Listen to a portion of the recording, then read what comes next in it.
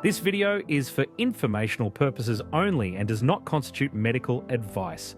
Always consult your doctor or healthcare provider regarding your personal medical situation. Hi, I'm Peter. On the Second Opinion Network, we explore cutting-edge science, clinical trials and emerging access pathways for people facing serious illness.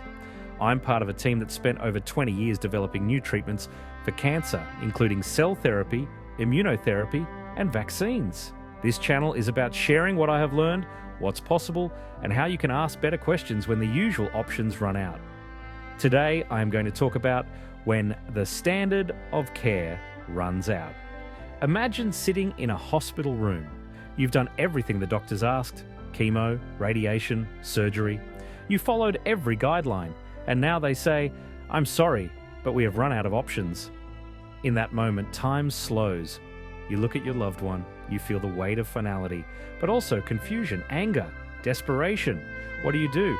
When the system tells you that you've reached the end?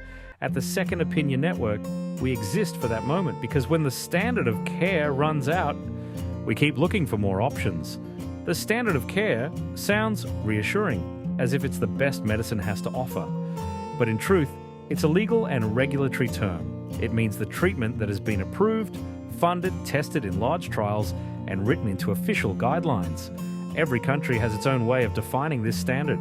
Committees of experts, often under government agencies like the NICE in the UK, the FDA and NCCN in the US, or the TGA in Australia, review clinical trial data, real-world evidence, and health economics modelling to determine what treatments should be recommended at each stage of disease. They balance efficacy from published data, safety, and cost-effectiveness across a population. These bodies create treatment algorithms, sometimes called care pathways, to define first-line therapies, the starting point; second-line therapies for relapsed or resistant disease; third-line therapies, last resort options. The intention is consistency and system efficiency, but the result is a structure that may not reflect recent discoveries or an individual patient's situation. CAR T-cell therapy for mantle cell lymphoma is a good example, approved in the US well before many other nations followed, leaving patients elsewhere waiting despite international trial success. So when your doctor says, "There's nothing more we can do," they may really mean there's nothing more we can do within the framework we've been given. Doctors care, but they're under enormous pressure, huge patient loads, protocol-driven practice, fear of litigation, time constraints, compliance with health department audits, and they also must weigh ethics. Ethics boards in hospitals, often called institutional review boards or human research ethics committees, act as gatekeepers, ensuring experimental or off-guideline treatments don't expose patients to unnecessary risk. But this also means promising options may be delayed, denied, or seen as inappropriate. Doctors often face moral dilemmas. Should they mention an unapproved drug showing promise overseas? Should they let a patient try something that isn't gold standard? Or should they protect families from financial and emotional strain? Some well-meaning physicians will say things like, "Don't waste your money chasing miracles." They say this from compassion, but it can discourage exploration. And then there's insurance. In the US, even FDA-approved treatments may not be covered by insurers unless they appear in standard guidelines. In public health systems, hospitals may not fund access unless a treatment has local regulatory approval and listing. Even when it exists, it can be out of financial reach. It's not lack of heart, it's that the system is designed to serve populations, not individuals. There are ways outside the standard. In the US, expanded access or right to try. In Europe, named patient programs. In Australia, the Special Access Scheme. Germany has structured early access pathways as well. These frameworks can allow patients to try experimental drugs, use off-label therapies, import treatments approved overseas. Some programs require paperwork. Others depend on a willing physician or sponsor. They aren't loopholes, they're legitimate tools designed for rare or end-stage situations. One high-profile example is Josh Hardy, a young boy with a life-threatening viral infection following a bone marrow transplant. After exhausting all approved treatments, his doctors identified an experimental antiviral drug, but access required approval from the manufacturer. When the request was initially denied, his family launched a public campaign. With growing pressure and media attention, the company reversed its decision and Josh recovered.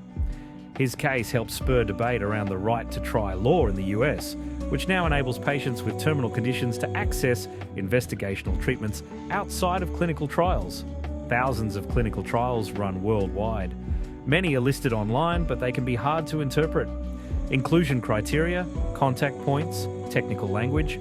Advocates and clinicians familiar with research can help patients interpret the eligibility rules, reach out to trial coordinators, navigate screening and travel. Some trials even cover costs or accommodation. Patient advocates can be professionals, survivors, or family members. Take Liz Scott, whose daughter Alex started a lemonade stand for cancer research. After Alex passed, Liz helped grow it into a national non-profit that funds trials and access. Or Andrea Sloan, a Texas attorney and ovarian cancer patient who became a national advocate for compassionate access. When she sought a promising drug still in development, she launched a legal and media campaign that brought national awareness to the hurdles patients face. Her efforts opened access for others, even though she ultimately passed away. What makes a great advocate isn't credentials, it's drive.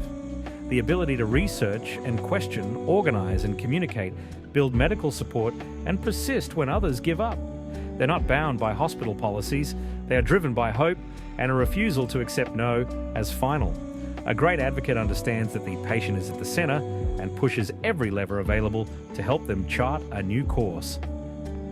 Emily Whitehead was 6 years old when she ran out of options for leukemia. Her parents made a bold decision, enrolling her in a last resort clinical trial at the University of Pennsylvania. There she became the first paediatric patient in the world to receive CAR T-cell therapy, a groundbreaking technique that genetically reprograms a patient's own immune cells to hunt and destroy cancer. It was a medical moonshot. Emily nearly died during the process, requiring a then experimental rescue drug. But it worked. Against all odds, her cancer vanished. That was over a decade ago. Today, Emily is alive and well, and her story changed medicine. The therapy is now approved in dozens of countries and has helped thousands of patients with aggressive blood cancers. Her story is not just about survival, it's about transformation. Her foundation now helps other families navigate the complex path to cutting-edge care. Sharon Belvin was 22, a newlywed and graduate student, when she was diagnosed with metastatic melanoma. After standard treatments failed, she joined a clinical trial for a drug called ipilimumab, an entirely new kind of therapy that didn't kill cancer directly, but instead unlocked the immune system's power to do it itself. The drug worked. Her tumours disappeared. Sharon has now been cancer-free for more than 18 years. The trial that saved her was led by Dr. James Allison, whose discovery of immune checkpoint inhibitors earned him the Nobel Prize in Medicine and ushered in the age of modern immunotherapy. Before stories like these, the word cure was used cautiously, or not at all, in advanced cancer care. These cases helped change that. They showed the world that when you go beyond the standard of care, sometimes you find something revolutionary. What if my doctor says no and is negative to looking at alternatives? You seek another opinion. Second opinions aren't betrayal. They're protection.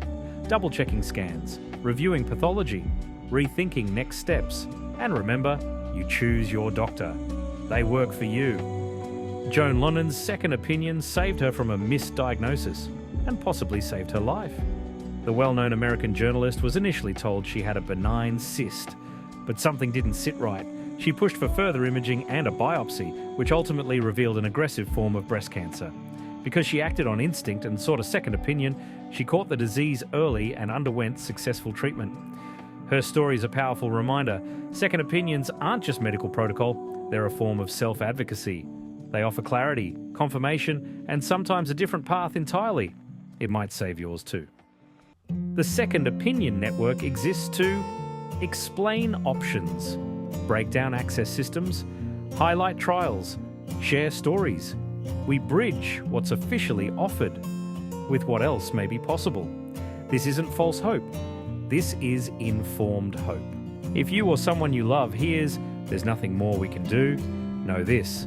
That's one protocol ending, but perhaps not the end of other possibilities. Please subscribe to the channel, because when the standard of care runs out, we look for more.